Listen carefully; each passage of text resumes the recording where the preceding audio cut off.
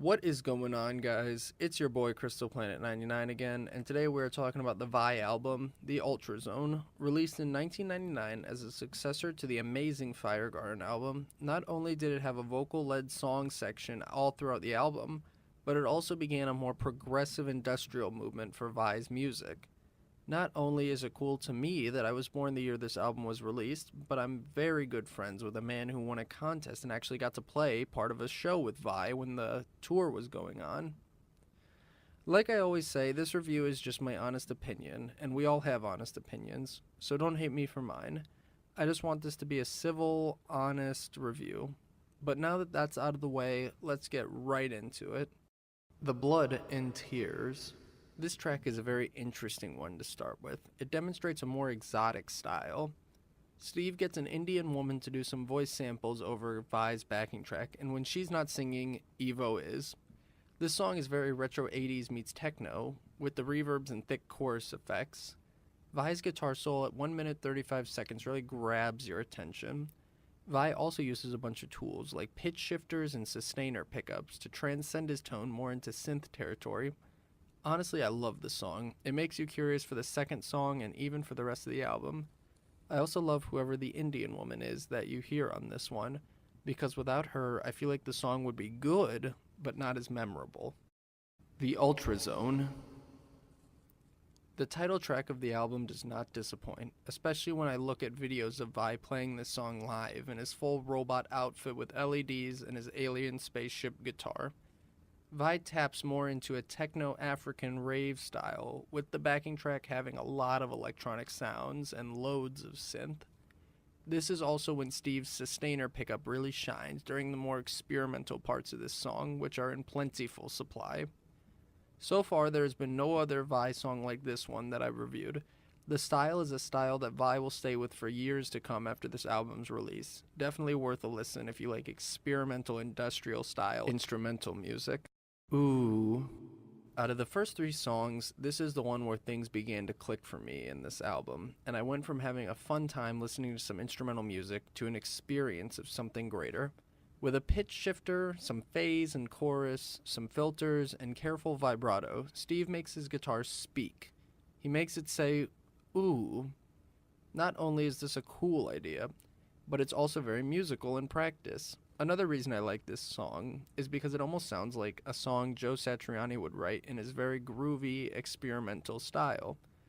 The solo especially. These first three tracks have been all great, but this is the one where it hit me. Also, the live version where Steve uses his acrylic Ibanez gem is just wish fulfillment for me. Give this one a listen immediately, but of course keep my tab open, you know. Frank.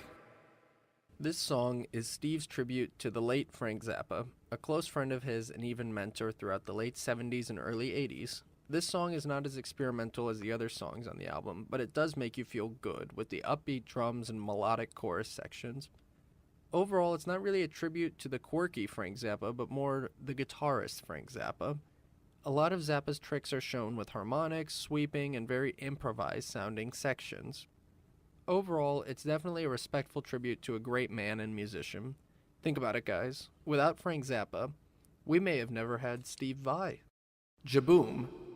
This track is Vi's tribute to the blues artists like Stevie Ray Vaughan and Les Paul.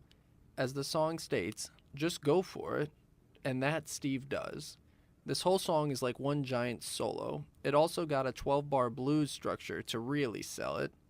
Overall, this song's just awesome. I like the break from the album's experimental songs in the beginning with songs like these. It keeps the album from all sounding the same, which I really like. Another thing is the naked track of this song is just so much fun to practice over.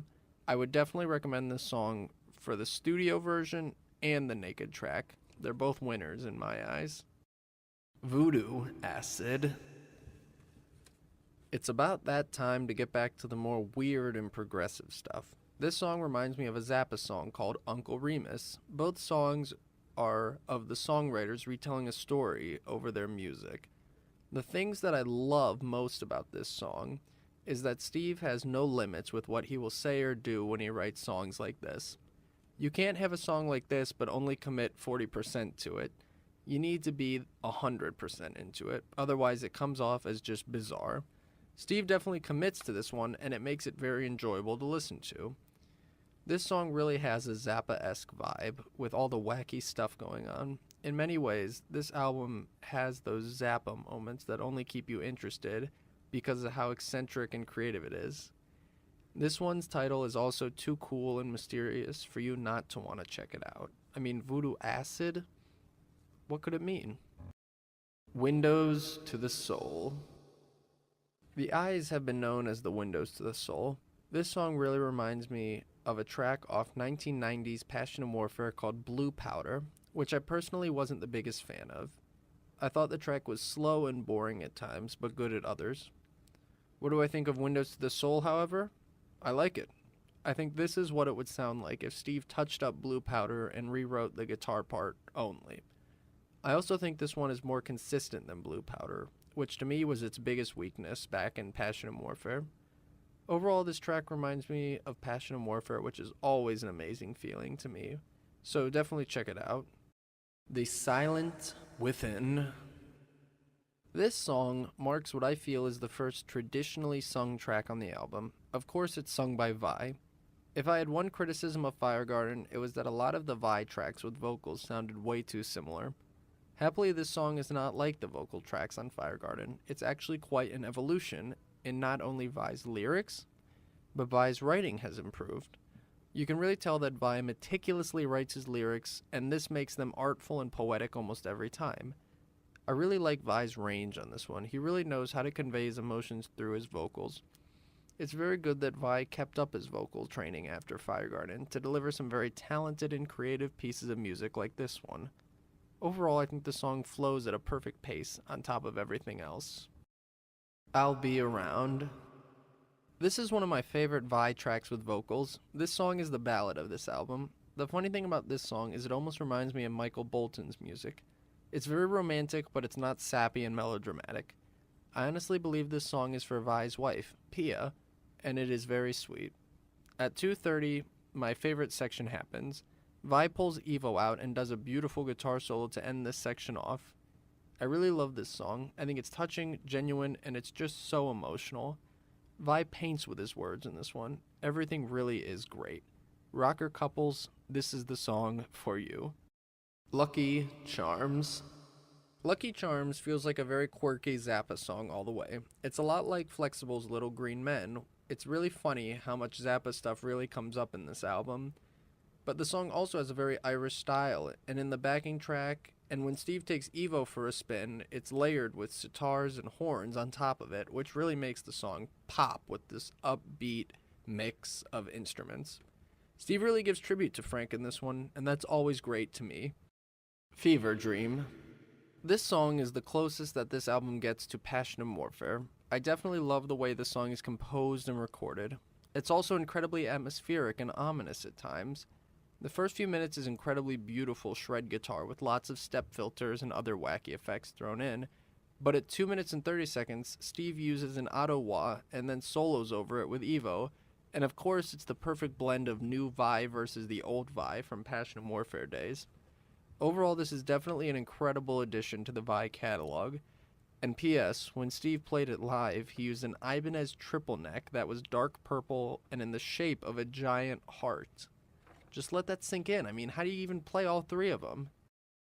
Here I Am. This song feels like a throwback to the vocal tracks on Firegarden, which I personally loved. The vocals are put to the forefront, but that doesn't mean Evo's in the dark. Unfortunately, Vi's lyrics are kind of weak in this one. The chorus is very catchy, but the lyrics and the verses just sound a bit uninspired. But fortunately, Evo really shines in the solo, and it just blows me away every time. Even with hit or miss lyrics, this song still manages to be a lot of fun to listen to. Asian Sky.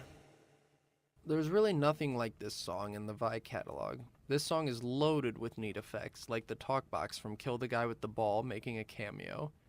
There's also lots of step filters and synths in this track. It really does sound very Asian inspired. It's very progressive and industrial, and I love the upbeat nature of this track. It's just ahead of its time, for sure. This song could easily fit in the newer Vi albums like Story of Light and Real Illusions Reflections, and I would not bat an eye. Just experience it for yourself. Well, guys, that was the Ultra Zone. I was so excited to review this one, and I'm going to be even more excited next week when I get to review Real Illusions Reflections for all of you. But anyway, if you like this video, definitely give it a like, and if you really want to tell me your favorite songs on this album, leave a comment and definitely subscribe. I'll see you next week.